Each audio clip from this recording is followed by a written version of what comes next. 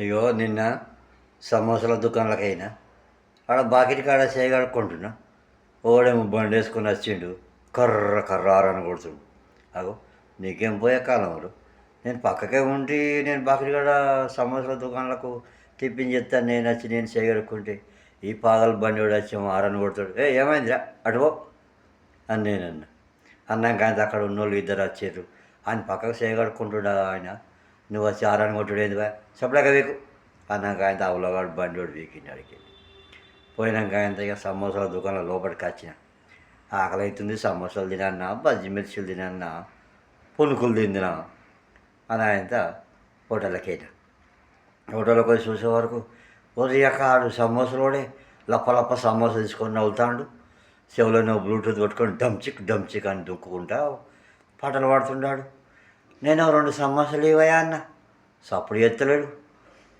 మళ్ళీ ఇంత ఒకటి వరకు ఆయన వెనక సరే సాయిగా చెప్పిన 2 ఏళ్ళు చూపెట్టి 2 సమోసాలు ఇవ్వయా అని చూపెడితే శనిపోయింది. ఒకటి పాతది మన ఆకు పేపర్ తిని పారేసేది ఉంటుంది కదా, అలా ఆయన 2 సమోసాలు పెట్టిండు, ఇస్తాడు. తీసుకున్నా. 2 గోలు ఇచ్చిన గ్రీన్ మిర్చీలు ఉప్పేసినాయి, చిన్న ఉల్లిగడ్డ కోసింది వెయ్యి అంటే సప్పుడు ఎత్తలేడు. వచ్చి అక్కడ ఈయనకేం పుట్టిందిరో. అడగపోయిన అల్లిగాడు సప్పుడు ఎత్తలేడు, పిలవైన పిరిగాడు సప్పుడు ఎత్తలేడు అన్నట్టే ఉంది. పిలవైన పిరిగాడు సప్పుడు ఎత్తలేడు, అడగపోయిన అల్లిగాడు సప్పుడు ఎత్తలేడు. ఇండియన్ సమోసాలు హోటలరు అనుకున్నా. ఆయన 2 సమోసాలు తీసి నవ్వులాగా ఈ ఇద్దరు మళ్ళీ వచ్చారు. ఏమైంది బాబాయ్, ఏమైంది అంటే, అరే ఆయనకి వినబడుతుందా చూడు, 2 సమోసాలు ఇవ్వమంటే సప్పుడు ఎత్తలేడు, 2 గ్రీన్ మిర్చిలు వేయరా, నూనెల గోలు ఇచ్చినాయి, ఉప్పేసినాయి, చిన్న ఉల్లిగడ్డ వేయమంటే సప్పుడు ఎత్తలేడు. చెవుల గోళీ లెక్క పెట్టుకున్నాడు, డుమ్చుకు డుమ్చుకు బ్లూటూత్ పెట్టుకొని దుక్కుతాడు. లప్పల పాడే సమోసా నవ్వులుతాడు. చూస్తున్నావా బాబాయ్ అని వాళ్ళకి చెప్తే, సరేనా ఆయనకి వినబడతలేదు పోయి 73 కొడుకు అయ్యిందని అంటే నేను తిన్నా, సమోసాలు తిన్నా. సమోసాలు తిన్నా అంటే నీళ్ళు అంటే నీళ్ళు లేవు, ఏం లేవాడ. అరే నీళ్ళు లేవురా అంటే మగ్గుల నీళ్ళునే కాక నాకు అలా సారేళ్ళు లేవు, నా దోశలు లేవు. ఆయన తన బాటలకి వస్తే బాటలు ఖాళీ ఉన్నది, నీళ్ళ బాటలు. అగో ఇదేం హోటల్ ఈయన దగ్గర ఫిల్టర్ నీళ్ళు లేవు, ఈయన చెవుల్లోనేమో గోళీలు పెట్టుకొని దించు దుంకుతాడు, లప్పలప్ప ఆడే సమోసా నిలుతాడు.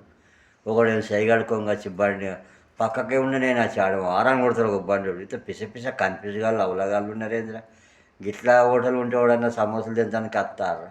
సమోసాలు రీతి లేకుండా మీ మాట రుచి కమ్మగా ఉండాలి, మీరు మాట్లాడే విధానం మంచిగా ఉండాలి. బాబాయ్ నమస్కారం నాన్న అని మంచిగా మాట్లాడాలి. పోంగా కూడా థ్యాంక్స్ అండి, సమోసాలు బాగున్నాయండి, కమ్మగున్నాయా తీయగున్నాయా అని మాట్లాడితే రేపు రాబుద్ది అవుతుంది. గిట్ల తోడొస్తారా నీ హోటల్ చల్లకుండా.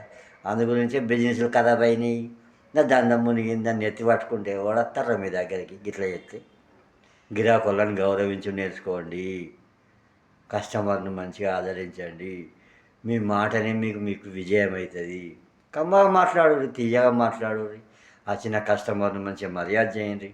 నమస్కారం బాబాయ్ గారు, కూర్చోండి, బాగున్నారా, సమోసాలు ఇవ్వమంటారా, పునుకులు ఇవ్వమంటారా, మిర్చి బజ్జీలు ఇవ్వమంటారా, గొలిచిన మిర్చిలు ఇవ్వమంటారా, ఉప్పేసినవి ఉన్నాయి, చెన్నులుగడ్డ పోయన్నా సార్, చట్నీ పోయంటారా సార్, ఇంకో అల్లం చట్నీ వేయమంటారా సార్. ఇట్లా మంచిగా కమ్మగా తీయగా మాట్లాడితే నీ సమోసాలు రీతి లేకుండా నీ మాట నాకు కమ్మగా ఉండాలిరా ఎదవా.